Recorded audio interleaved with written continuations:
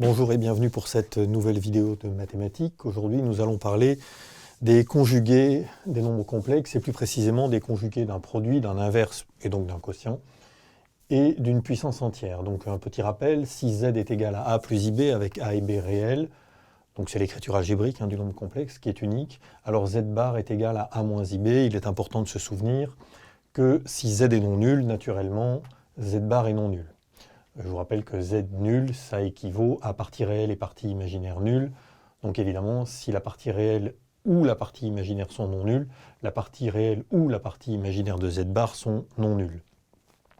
Donc, propriété, soit z et z' deux nombres complexes, alors le conjugué du produit zz', c'est le produit des conjugués z bar fois z' bar.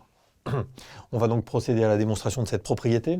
Pour ce faire, je prends deux nombres complexes, z et z', et j'utilise leur écriture algébrique. Donc z est égal à a plus ib, et z' est égal à a' plus ib', avec évidemment, mais c'est sous-entendu quand on parle d'écriture algébrique, que a, b, a' et b' sont réels. Alors là, on va simplement procéder à un calcul bête.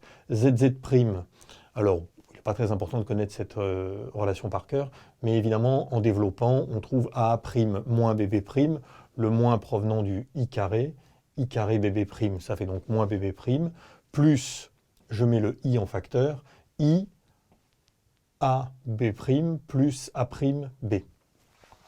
Autrement dit, le conjugué du produit, je conserve la partie réelle, a' moins bb', et je prends l'opposé de la partie imaginaire, donc là c'est assez simple, moins i ab' plus a'b.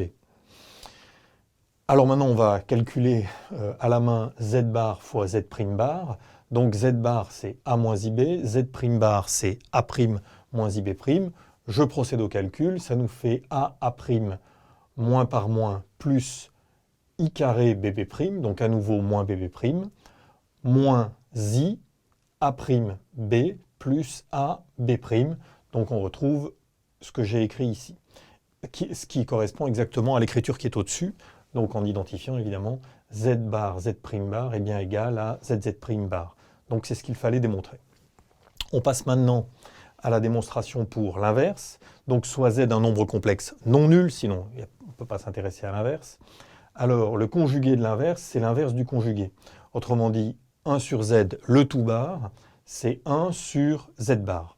Donc, soit z appartenant à c étoile, là j'utilise le fait que, par définition de l'inverse, z fois 1 sur z est égal à 1. Donc, en conjuguant à gauche et à droite, le conjugué de z fois 1 sur z est égal au conjugué de 1. Mais 1 est un nombre réel, donc son conjugué, c'est lui-même. Et z fois 1 sur z, c'est un produit. Donc le conjugué du produit z fois 1 sur z, c'est le produit des conjugués z bar fois 1 sur z bar en utilisant la propriété numéro 1. Donc z bar fois 1 sur z bar est égal à 1. Je rappelle ici qu'évidemment, ce que j'ai dit en préambule, lorsque z est non nul, z bar est non nul. Donc je peux diviser à gauche et à droite par z bar, et il vient 1 sur z, le tout bar, est égal à 1 sur z bar. En divisant, je le rappelle, je le redis, par z bar à gauche et à droite dans cette égalité. Z bar étant non nul. C'est précisément ce qu'il fallait démontrer. Alors une petite conséquence de ça, évidemment, c'est le conjugué du quotient. Donc on a z dans c et z' dans c étoile, de manière à pouvoir diviser par z'. Le conjugué du quotient, c'est le quotient des conjugués. Autrement dit, z sur z', le tout bar, c'est z bar sur z' bar. Donc allons-y.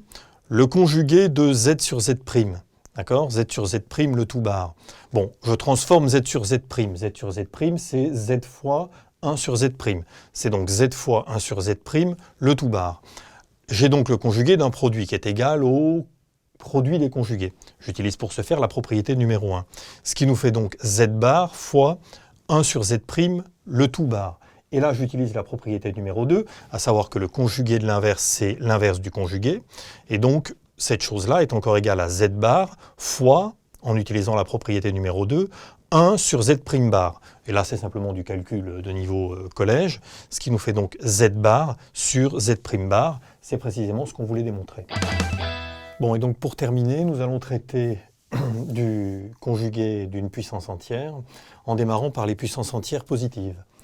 Donc, soit z un nombre complexe et n un entier naturel, alors le conjugué de z puissance n, c'est le conjugué de z, le tout à la puissance n. Autrement dit, zn bar, c'est z bar puissance n. Évidemment, on va procéder à un raisonnement par récurrence sur n. Pour ce faire, donc, je prends un nombre complexe, z, et on va vérifier l'initialisation. On va procéder à l'initialisation. Donc pour n égale 0, z puissance 0 est évidemment égal à 1. On sait que le conjugué d'un nombre réel, c'est lui-même. Donc le conjugué de z puissance 0, c'est 1. Quand on conjugué de z, le tout à la puissance 0, ça vaut 1, ce qui est valable. Hein, quand on élève un nombre à la puissance 0 et un nombre complexe y compris, ça fait 1. Bon, 1 est bien égal à 1. Donc z0, le tout bar, est bien égal à z bar puissance 0. Donc pour l'initialisation, c'est bon. Ensuite, donc, on va procéder à l'hérédité, la vérification de l'hérédité. Donc, soit n un entier naturel, supposons que zn, le tout bar, soit égal à z bar puissance n, ce qu'on peut appeler l'hypothèse de récurrence, d'accord? Alors, z à la puissance n plus 1, le tout bar, j'utilise le fait, je fais apparaître les conditions d'utilisation de l'hypothèse de récurrence. Donc là, c'est assez simple. Z puissance n plus 1, c'est zn fois z, d'accord? Autrement dit, z puissance n plus 1 bar, c'est zn fois z bar. Là, j'utilise la propriété 1, à savoir que le conjugué du produit, c'est le produit des conjugués, P1, c'est donc égal à zn bar fois z bar. J'utilise maintenant l'hypothèse de récurrence, donc zn bar, c'est z bar n fois z bar, et z bar puissance n fois z bar, c'est z bar à la puissance n plus 1. Donc on a effectivement démontré ce qu'on souhaitait, à savoir que la propriété est vraie au rang suivant, n plus 1. Donc de l'axiome de récurrence, ou ça dépend des cours, axiome, principe, bon bref, il apparaît que l'on a bien, quel que soit n appartenant à grand N, Zn le tout bar est égal à Z bar à la puissance n. C'est précisément ce qu'on souhaitait démontrer. Alors maintenant, on va généraliser un peu cette propriété à toutes les puissances entières. Alors, petite subtilité, évidemment, si k est dans z, k peut par exemple être égal à moins 2, et auquel cas, vous allez diviser par z, en fait, quand vous vous élevez à la puissance moins 2. Vous allez même diviser par z carré. Donc il faut évidemment que z soit non nul pour cette propriété. Donc, pour z appartenant à c étoile et k dans z, la propriété tient, à savoir que zk, le tout bar, est égal à z bar, le tout à la puissance k. Alors, le cas où k appartient à grand N, évidemment, il a déjà été démontré ici, et même un petit peu plus, puisque là, cette formule tient pour z égale 0. Donc, on va se contenter d'étudier le cas où k est strictement négatif, à savoir qu'il est dans z- étoile, z- négatif, étoile non nulle, puisque ça a déjà été traité, et z appartenant à c étoile. D'accord? Donc, la petite subtilité, c'est de constater que z à la puissance k, c'est 1 sur z à la puissance moins k. D'accord? Et de remarquer que si k est négatif, est un entier négatif, alors moins k est un entier positif. Donc, l'idée, c'est de pouvoir utiliser la propriété précédente. Donc, on passe à la démonstration. Autrement dit, je m'intéresse à zk, le tout bar, à savoir 1 sur z-k, le tout bar. 1 sur z-k, le tout bar. Évidemment, lorsque vous avez 1 sur z puissance moins k, ça revient au même que de considérer 1 sur z, le tout à la puissance moins k. Vous le savez, puisque 1 élevé à n'importe quelle puissance est égal à 1. Donc ça ne pose aucun problème. Ça, c'est une propriété algébrique de troisième seconde, quoi. Donc, le conjugué de 1 sur z moins k, c'est le conjugué de 1 sur z, le tout à la puissance moins k. Je vais donc maintenant utiliser la propriété 4, qui est ici, puisque moins k appartient à n. Autrement dit, ce nombre complexe élevé à la puissance moins k, son conjugué, c'est le conjugué de ce nombre complexe élevé à la puissance moins k, qui est une puissance entière. J'utilise pour ce faire la propriété 4. Et donc maintenant, je vais aller chercher la propriété 2, à savoir que le conjugué d'un inverse, c'est l'inverse du conjugué.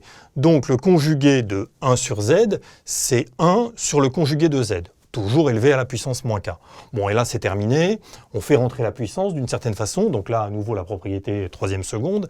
Donc ça nous fait 1 puissance moins k sur z bar puissance moins k, 1 élevé à n'importe quelle puissance vaut 1.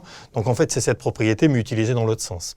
Ça nous fait 1 sur z bar à la puissance moins k, mais évidemment, divisé par z bar puissance moins k, c'est en fait multiplié par z bar à la puissance moins k. Donc k, vous changez le signe de la puissance en changeant des tâches, si vous voulez, de manière plus intuitive. Donc ça nous fait z bar à la puissance k. Et donc en reprenant, zk bar qui est égal à 1 sur z moins k bar est bien égal à z bar k. Donc zk bar est bien égal à z bar puissance k, ce qu'il fallait évidemment démontrer. C'est terminé pour les conjugués des opérations algébriques.